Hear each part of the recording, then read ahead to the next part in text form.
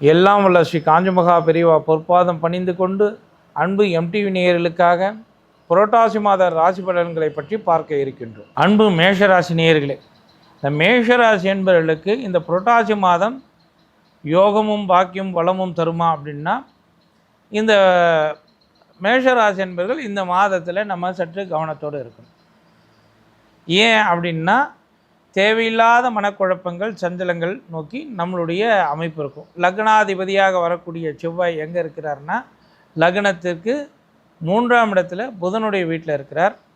இப்போ இந்த இடத்துல அவர் இருக்கிறது நல்லதான்னா நல்லது தான், ஒன்றும் கெட்டதில்லை.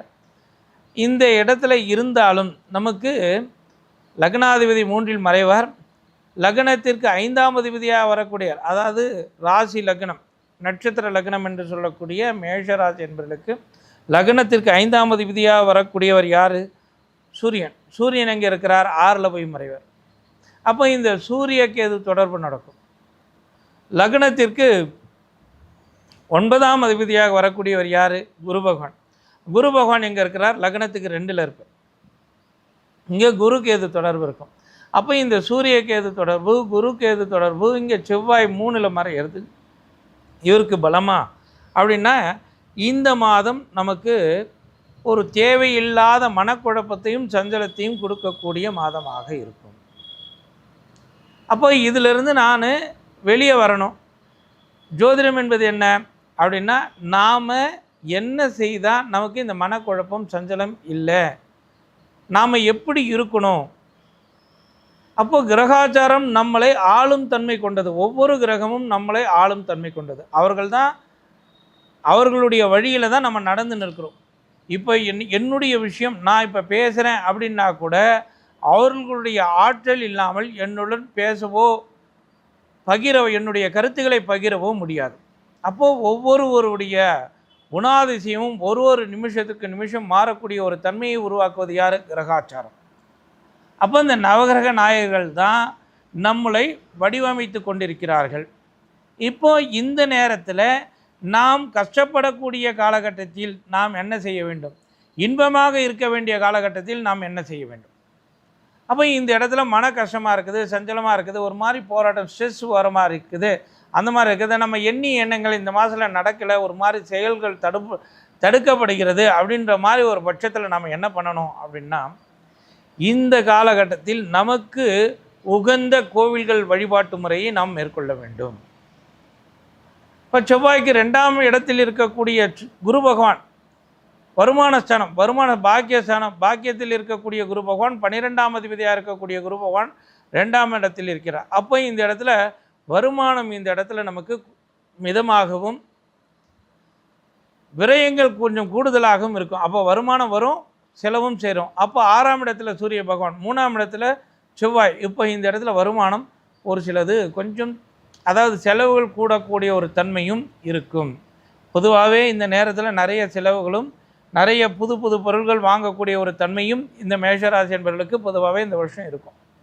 ஏன்னா பாக்கியாதிபதியாக வரக்கூடிய குரு பகவான் 2ஆம் இடத்துல இருக்க வருமானங்கள் இருக்கும். அது வருமானம் வரும்பொழுதே நமக்கு செலவுகளோடு சேர்ந்து இருக்கும், அந்த மாதிரி ஒரு தன்மை. அப்போ தைரிய வீரிய ஸ்தானம் அதிபதியாக வரக்கூடியவர் யார்? புத பகவான். புதன் எங்கே இருக்கிறாரு? புதன் இந்த இடத்துல 5ஆம் இடத்தில் இருக்கிறார். புதன் இங்கே பலமாக இருக்கிறாரா? அப்போ இந்த இடத்துல புதன் அதாவது உச்சஸ்தானத்துக்கு 6ஆம் இடத்துக்கு தைரியஸ்தானத்துக்கு எப்போ போகிறார் அப்படின்னும் போது 7ஆம் தேதி புரட்டாசி மாதம் 7ஆம் தேதி கன்னியில் புதன் உச்சமாகும். அப்போ அது பலத்தை கொடுக்கக்கூடிய ஒரு தன்மை, ஒரு தைரிய வீரியத்தை ஆரோக்கியத்தை தரக்கூடியது. அப்போது கெட்டவன் கெட்டிடில் கெட்டிடும் ராஜயோகம். அப்போது சூரிய புதாதித்ய யோகம், எண்ணங்கள் விசரிக்கக்கூடிய ஒரு தன்மை நல்லா இருக்கும். அதே நேரத்தில் இந்த இடத்துல 2ஆம் அதிபதியாக வரக்கூடியவர் யார் அப்படின்னு பார்த்தோம்னா சுக்கிரன். அந்த சுக்கிர பகவான் எங்கே இருக்கிறார்? இது வரைக்கும் கன்னியில் நீசமாக இருக்கார். வருமானம் கொஞ்சம் அப்படியே ஸ்லோவாக ஒரு டிப்ரெஷனாக இருக்கக்கூடிய ஒரு தன்மையில் இருந்தவர் துலாத்துக்கு 2ஆம் தேதிக்கு மேலே துலாத்துக்கு வந்துடுறார், ஆட்சி ஆகிறார். லக்னத்துக்கு 7ஆம் இடத்துல சுக்கிரன் ஆட்சி வருமான ஸ்தானத்தையும், அதாவது நண்பர்கள் ஸ்தானத்தையும் கலத்திர ஸ்தானத்தையும் பலப்படுத்தக்கூடிய ஒரு அமைப்பாக வரும், ஒரு விசேஷமாக இருக்கும். அப்போ இந்த இடத்துல இவர் யோகமாகவும் பாக்கியமாகவும் பலமாக இருக்கிறாருன்னா தைரிய வீரிய ஆரோக்கிய ஸ்தானங்கள் பலமாக இருக்கிறது. மற்றதுக்கெல்லாம் அதாவது இந்த இந்த அன்பர் எப்படி இருப்பார், அந்த மேஷராசிக்கு உண்டானவர் எப்படி இருப்பார் அப்படின்னா, சற்று கவனத்தோடு நிதானத்தோடு, அதாவது எந்த ஒரு காரியத்தையும் செய்வதற்கு முன் ஒரு நிமிடம் ஆலோசித்து செய்வது அவருக்கு சாலச் சிறந்தது. தொழில் ஸ்தானம் பலமாக இருக்கிறது, பாக்கியஸ்தானம் பலமாக இருக்கிறது, விரயங்களும் கூடக்கூடிய ஒரு தன்மை. 8ஆம் அதிபதியாக வரக்கூடியும் லக்னாதிபதியாக வரக்கூடியும் 3ஆம் இடத்துல இருக்கிறார். அதனால் இது ஒரு நன்மையை பயக்குமானால் நன்மையை பயக்கக்கூடிய ஒரு தன்மை. அதனால் மற்ற எல்லாமே பலமாக இருக்கிறது.